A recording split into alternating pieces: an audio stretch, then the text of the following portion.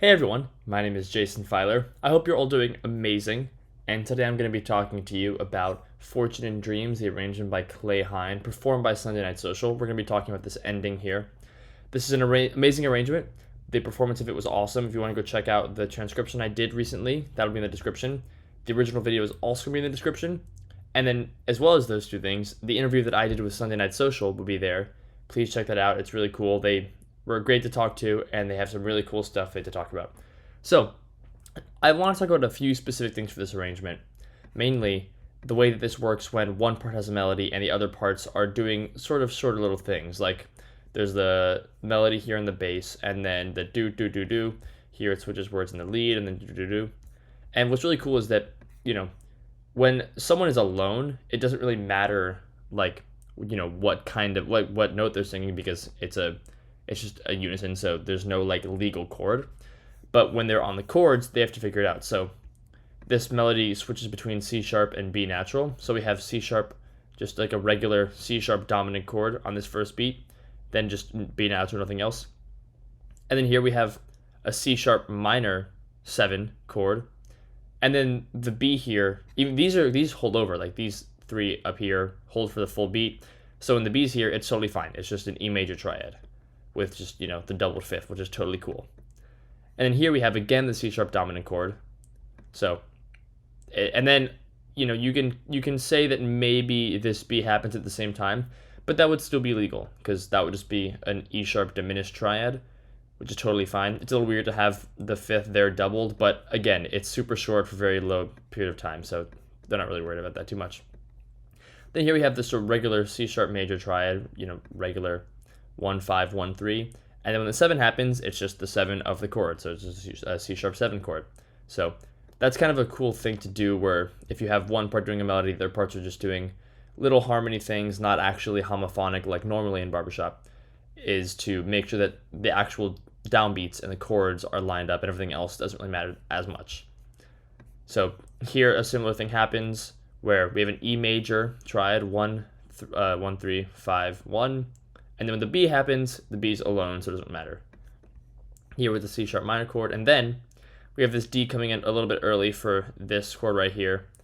So, and even here, it works sort of functions as an E dominant, even though there's no fifth anymore. But again, that's such a small period of time that doesn't really matter that much. Then here we have what you could call B minor 6, G sharp half diminished, E9 with no root, a slew of things you can call that. It sort of functions as this whole E dominant for this whole bar anyway. So yeah, that's sort of a look at there.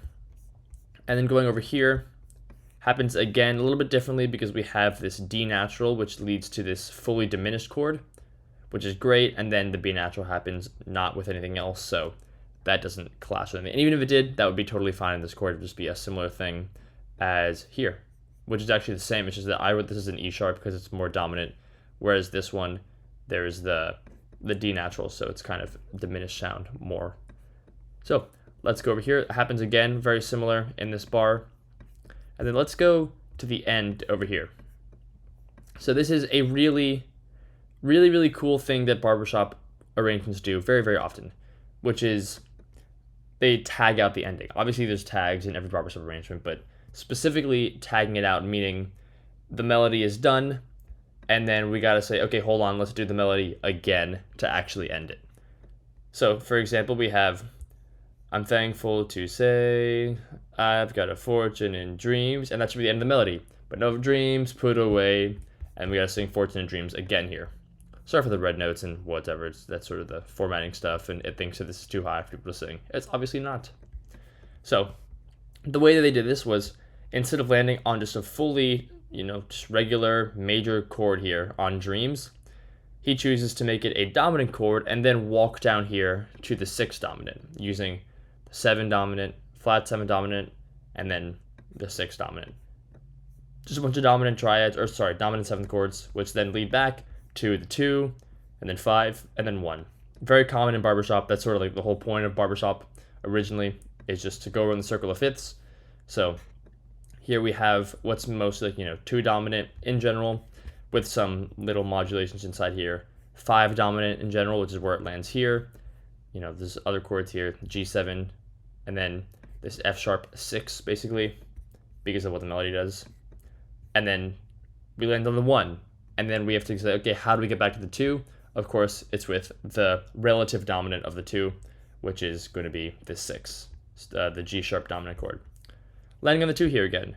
So 2, and then this is a really cool part here where we have this dominant 7 chord, C sharp dominant 7, and then we have what sort of is kind of like a B6 or a G sharp minor triad, because the bass and tenor, which is below the lead, are doing a little bit of a, they're crossing each other moments, so they have C sharp, E sharp, and then they're landing on the D sharp together, and they go up. So the the tenor's on the D natural, bass is on the E natural, and then so now we have this regular E7 chord, and then on this chord we land on what's pretty much like a C sharp dominant chord over the 3rd, and then the A comes in, making it dominant with a sharp 5, which is totally fine.